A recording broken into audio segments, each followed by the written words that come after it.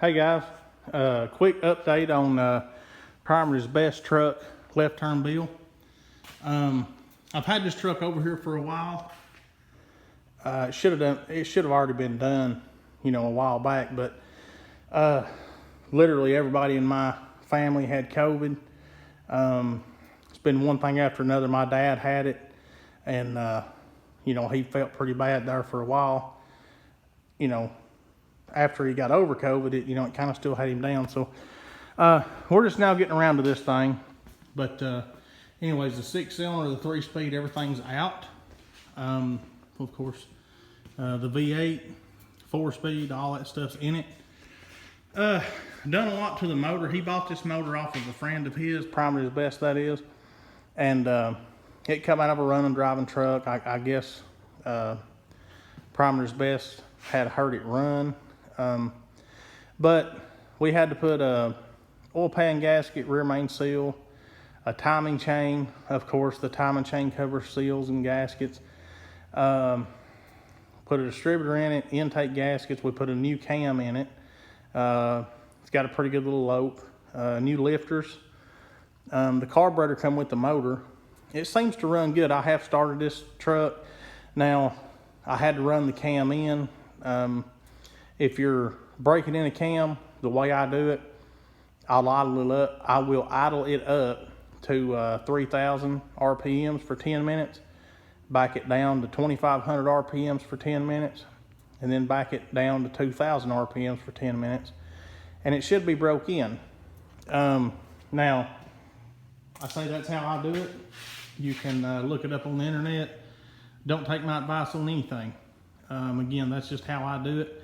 I've wiped a few cams out. The new cams, the metal's kind of weak in them. Make sure that you run zinc. Coat the cam in, zinc assembly lube. Get you some break-in zinc oil. It's pretty costly. You're looking at $40 or $50 just for the break-in oil and the assembly lube. But now if you buy a new cam, most of the newer cams are coming with the assembly lube, but now just the quart of the zinc break-in oil is probably around $30 right now. Of course, inflation's got everything through the roof, but anyway, the truck runs. Now, I've got it back up on these ramps right now. Transmission's got to come back out of it. I hate it. It disgusts me, but it is what it is. I don't know what's going on, but we have absolutely no clutch whatsoever. We've got pedal, but we don't have no clutch. So I don't know if the fork is wrong. I don't know if the throwout bearing's wrong. I don't know, but I've got to tear it back apart, figure that out. That's part of this. A lot of people don't see what it takes, when something comes out, 6-cylinder, and you're trying to, put a V8 and stuff in it. All these trucks come with V8s. The mounts are the same, but there's just a lot of little things that are different. So you'll run into a lot of little issues. But anyways, we've got this one mostly worked out. Again, like I said, I'm going to have to take the transmission back out, try to figure our clutch problem out. But this truck's pretty close to being done as far as, on my end. I've got to put a front bumper on it, carpet. I've got a rear bumper. If y'all go back on some of my videos, the copper truck that I sold to my buddy in Germany, it's a step bumper that come off it. Jimmy's just kind of wanting a little shop truck, and this thing's just getting cooler and cooler the more we fool with it. It's a rough old truck, but it is what it is. It's something to jump in, take off down the road, haul the garbage off if you want to, run to the parts store, whatever. And Jimmy's put a lot of money in this truck. We've put, again, everything as far as brake wise is new. Like I said, the motor he bought from a friend, it's used, but we went through all the gaskets, the seals, again, new cam lifters, timing chain. It's got a lot of good stuff on it. So anyway, let me start it up for y'all. I'll let you hear it run. You will not be able to hear me. So I'm just going to start it up. I'm going to shut my mouth. I don't have the throttle cable hooked up yet, and I've not started this truck today. Now, one good thing, that's an old filter. I've got to put a new filter on it. It's the one I had. at the time. So, but it's still got gas in it. So that tells me, you know, a lot of stuff's not leaking back into the tank. Now, and we put a new fuel pump on it. Looks like the alternator's new. We put a new radiator on it. Several things. Like I said, it's about done. Still like a little ways. Make sure this thing's in neutral. I don't want it to jump off these ramps. I hope that's neutral. We'll see.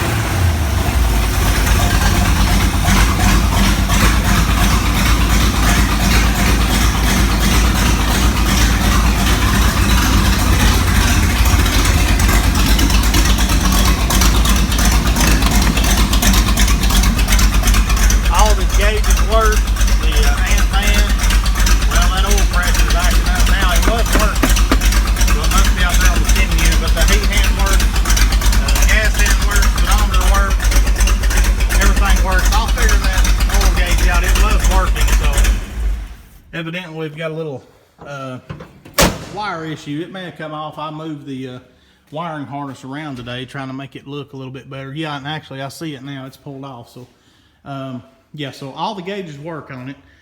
Like I said, I took that wiring harness, kind of taped it up. It's a little bit longer on the 6-cylinder because the you know, the block is quite a bit longer. But well, and of course the oil pressure gauge is on the back of the small block. On the 6-cylinder, it's all the way around here up toward the fuel pump. So, you know, I tried to move that around a little bit and make it look better and kind of taped it up. So I've unplugged that wire, but I'll fix that. But all the gauges work on the truck. The transmission come out of a 57 Chevrolet Bel Air. And I actually drove that car back from Georgia, or close to Georgia. I don't remember exactly where we got it. I want to say off of like exit 20 on 75. So we were pretty close to Georgia. And transmission done good. It shifted gears good. It didn't whine or grind or nothing like that. So no, the transmission is good. It's a Saginaw 4-speed. It's not a Muncie, but it was geared good. You know, some of the Saginaws were pretty low geared. This one's geared good. I really liked this transmission when I drove it. Shifted good, and like I said, it had a pretty good overall gear. But again, you know, here it's running. You know, I hate that I got to pull the transmission back out, but it's just part of it. When you get to doing a swap like this, you're going to run into things. But anyways, here it is. Just want to do a quick update. Haven't done one in a while. I've got another video where I just had the motor and stuff out, but I'll try to upload it some other time. I guess this one will kind of trump it, but anyways, again, here it is. And I'll update y'all. Hopefully I can do kind of, you know, maybe a first drive with it.